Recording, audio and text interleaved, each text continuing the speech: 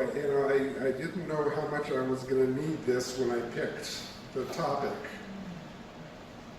It has been a trying week, and it's been hard not to get angry at personnel and in different medical offices, and so here we go. When you're angry, you can do some pretty dumb stuff, right? You may have heard the story of a man who spent 3.5 hours at the Department of Motor Vehicles. You know, when you get your number and you go into a queue and they tell you went to the wrong window and they send you back out to someplace else, and you go round and round. It was not a good day. When he finally got out, he still remembered that after he went there, he was going to go pick up a gift for his son. So he pulls into the toy store and he goes in, he selects a gift, and he goes up the aisle to the cashier, and he's ready to check out, and the cashier asks very nicely, cash or credits, and he just, cash! And then he realizes, oh my goodness, I was so short with her, and so he apologized. He said, sorry, I just spent all afternoon at the DMV. So as the cashier is ringing up his baseball bat, she asked very sweetly, do you want me to gift wrap this, or are you going back to the DMV directly?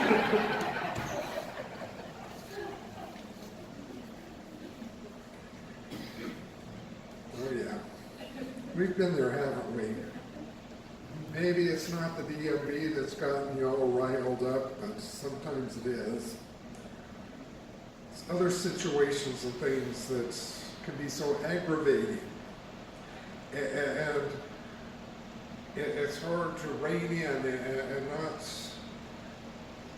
to feel that fury seeping out.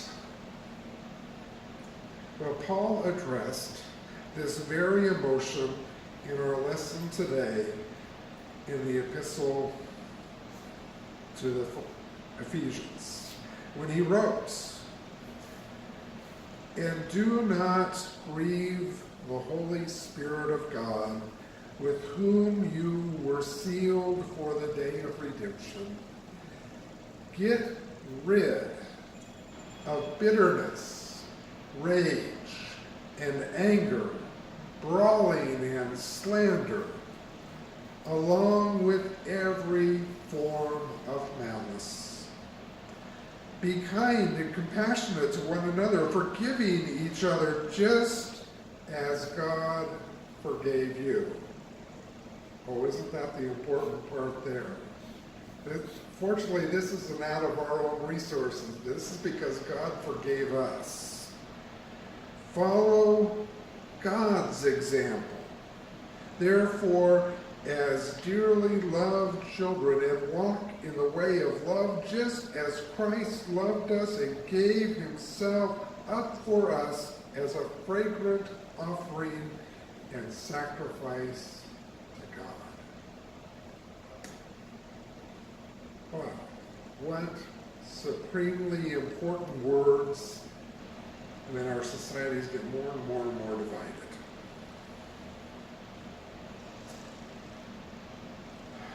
These are angry times. I don't want to look at the news. I'm afraid of what's going on in Washington as we're getting Charlottesville Part 2. So if you know, don't tell me. But pray. We have red states in blue, white people in black, rich people and poor. We seem to be getting further and further apart. And here's something that you and I can agree on. Bitterness, rage, and anger are dangerous emotions.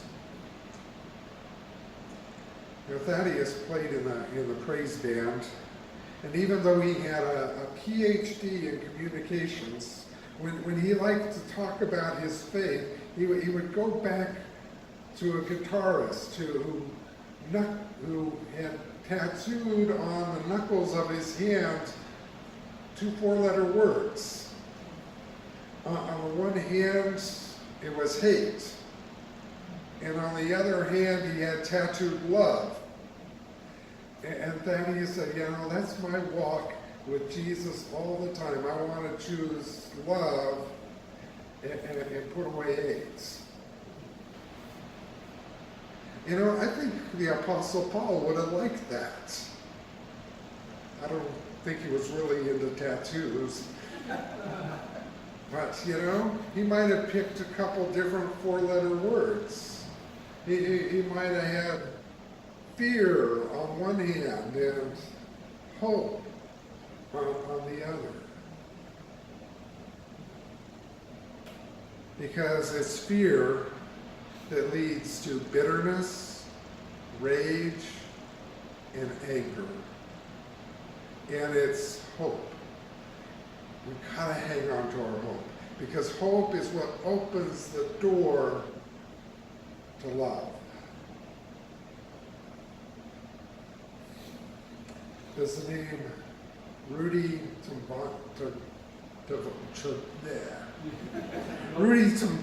Tomjanovich mean anything to you?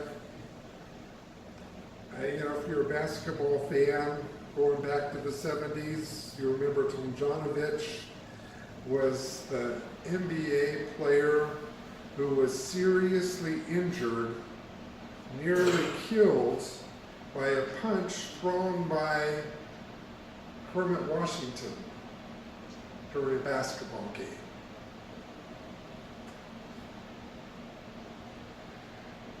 In a book simply titled The Punch, John Feinstein tells the story of this tragic incident. It was December 9th, 1977. The Houston Rockets were playing the Los Angeles Lakers. Some of the players were getting into a bit of an argument, and there was a confrontation starting up. And the players on the benches were getting up and getting ready to fight.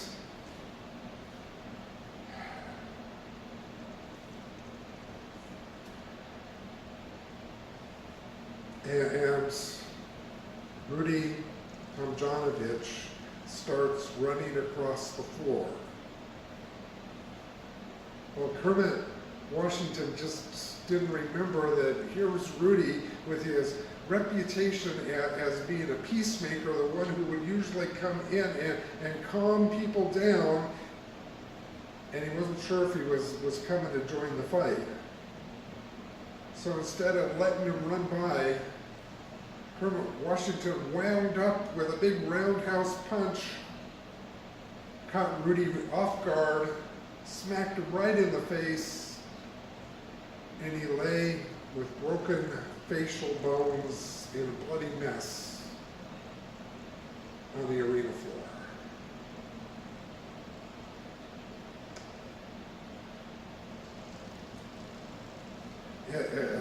It broke my heart for one of my Lakers to do that. Kermit Washington wasn't a good guy in my sight anymore. That punch nearly killed Rudy Tomjanovich. And ultimately, he was never the same. His playing career would soon end. Tomjanovich's life was certainly shaped by that moment in a variety of ways, but even more so, probably this incident shaped Kermit Washington's life. He will forever, and perhaps primarily, says John Feinstein, be known as the man who threw the punch. And though Washington was a player with a good reputation off the court, he wasn't a hothead, he could not escape the notoriety that followed that act of anger and violence. He and his wife were instantly ostracized by their whole social circle. They had a 2-year-old daughter, and his wife was 8 months pregnant, and her obstetrician refused to have her on her service anymore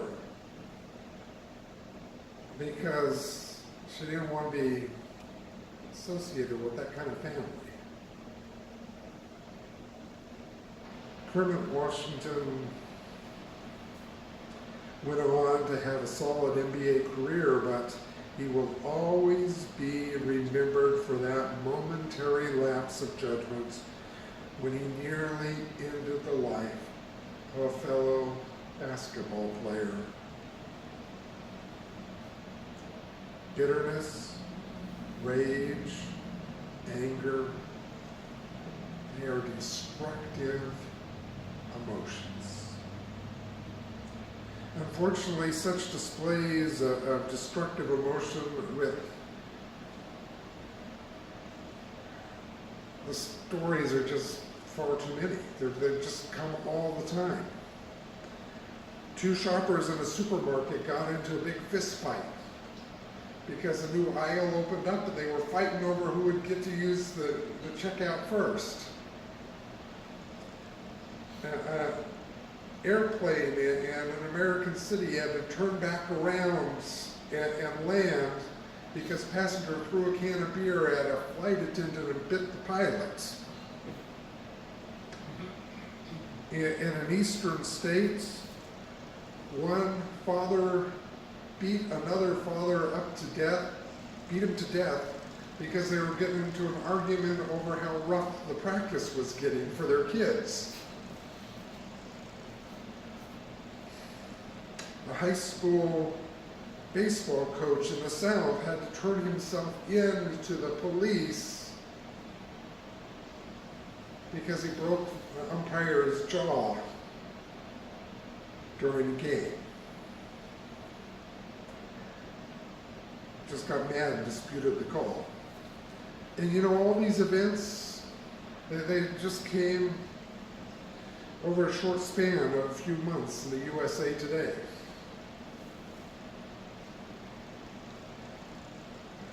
You know, wouldn't it be good, you know, like in the stores, you get so many days without an accident, you keep putting the numbers up? Or we could get one of those and say, how many days can we go without some kind of anger and violence being reported in the newspaper? I'm afraid we wouldn't need a lot of numbers. Oh, but someday it'd be great to just go a long time. Bad tempers are on display everywhere, wrote reporter Karen S. Peterson. We can't doubt that it's true.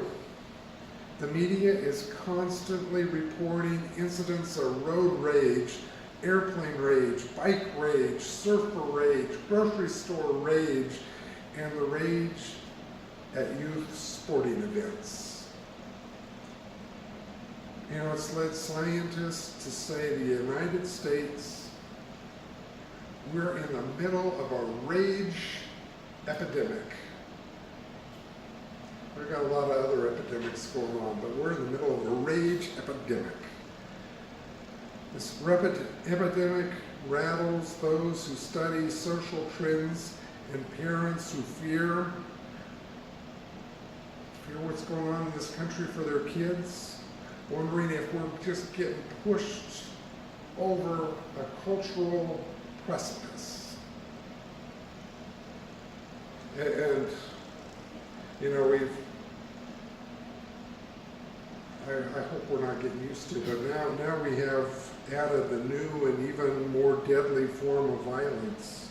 Men and even boys with automatic weapons. We take out their rage by killing scores of innocent people in churches, theaters, sporting arenas, and schools. And you gotta wonder,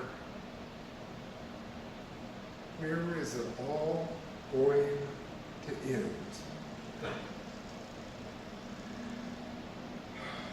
You know, we can do something. We can start and say, I am going to hang on to it. I am going to respond with hope. I'm going to not have a short fuse and be sparked by fear and let others pump up my fear. Our walk of faith is choosing over and over again love and not hate, hope and not fear. You know, we can begin by finding somebody who's really different and forming a relationship. Maybe you won't be buddies, but at least listen to each other.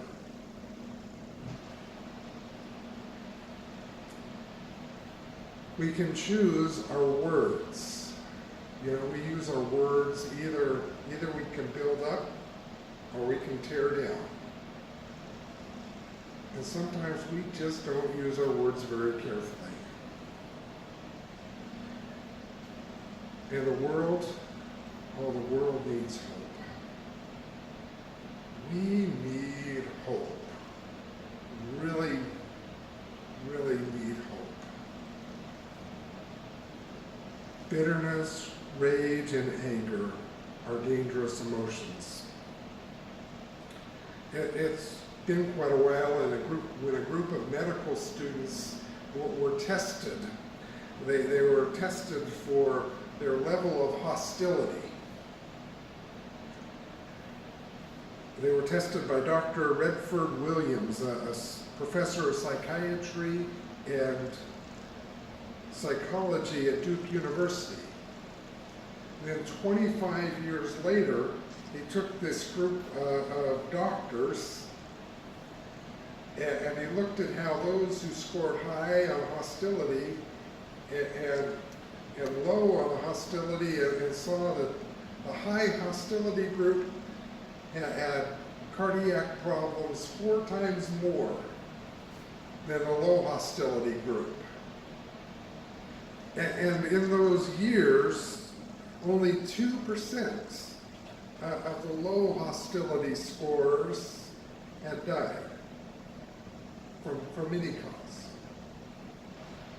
13% of the high hostility testers had passed away. Bitterness, rage, and anger, well, you know, they're dangerous for those that the emotions get vented on. But they do at least as much damage to us who hold them in as well. You know, one of the saddest outcomes of our inability to control our rage is the damage done to those closest to us. An article titled "Saving the Family" in Newsweek magazine describes the American home as the most dangerous place outside of war and riots. You're safer fighting a forest fire than you are at home.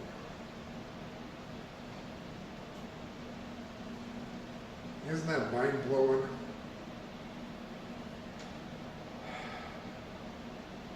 Just, the statistics are alarming. 30% of all American couples experience some form of domestic violence. 2 million U.S. couples will use lethal weapons on each other each year. 20% of all police fatalities take place when officers are responding to family disputes. It's estimated that 6 to 15 million women are battered in the U.S. each year, and that is one of the most underreported crimes in America.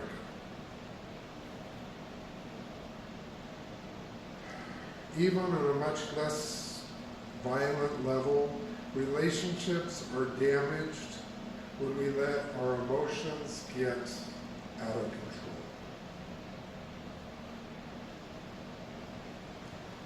Author and business speaker Ken Blanchard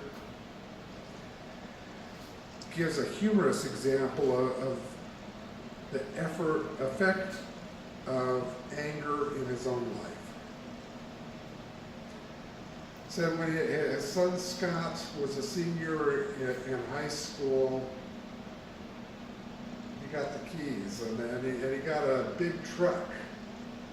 And Scott liked to park his big truck in the driveway.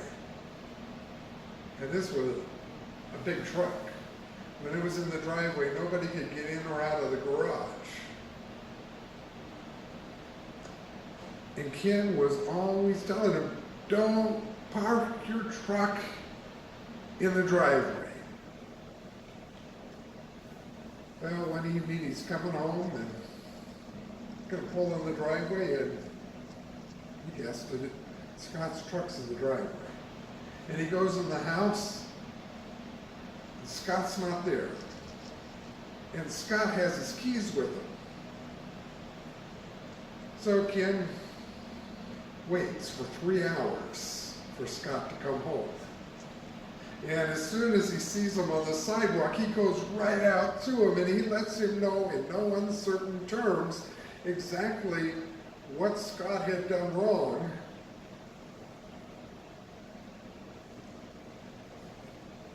And then he turned around and he stormed back into the house.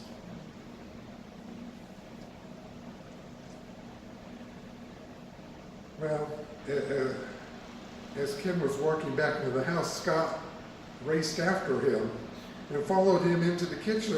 And Scott said, "Dad, you forgot the last part of the reprimand. You know, the part about, hey, you're a good kid, I love you, and this kind of behavior is just not like you."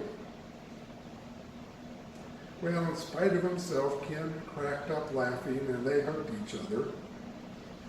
Ken Blanchard writes, Scott never left his truck in the driveway again, and I got better at reaffirming at the end of a reprimand.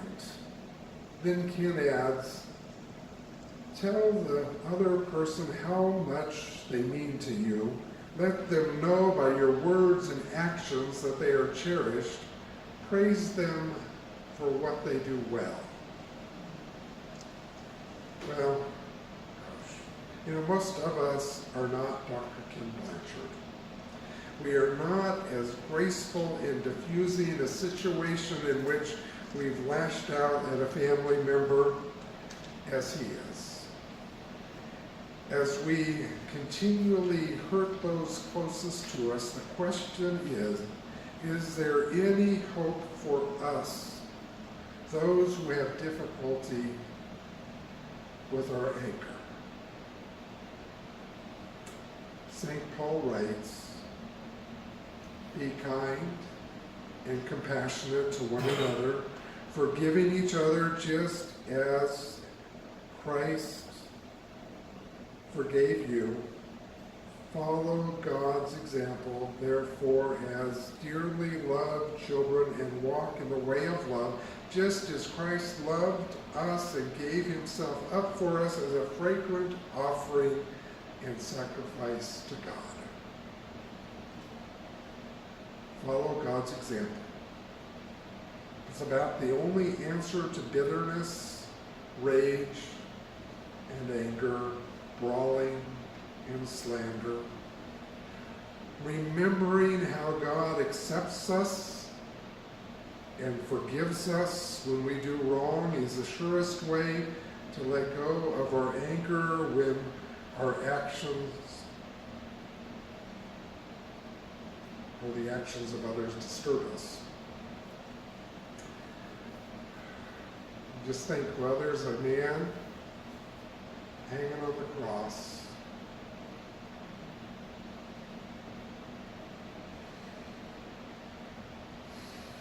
God's own Son, who is a testimony for the way that God deals with those who disappoint him.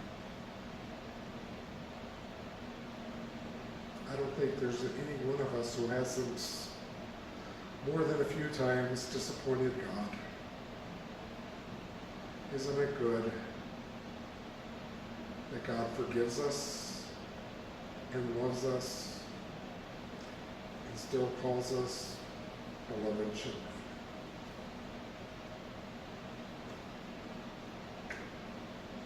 You know, it sounds a lot like the story of Bart Millard that we're studying in the I Can Only Imagine class. The story of grace and forgiveness healing a broken and abusive relationship. Bart would turn his anger around and unlock his gifts as a songwriter. And his dad would at last reclaim hope and find redemption.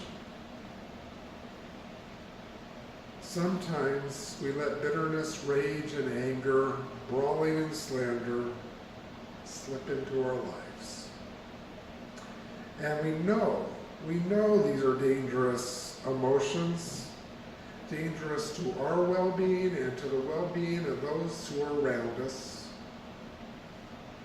We need to pray for the ability to follow God's example. Show kindness rather than anger. Choose love rather than hate. Hope rather than fear. Forgiveness rather than bitterness.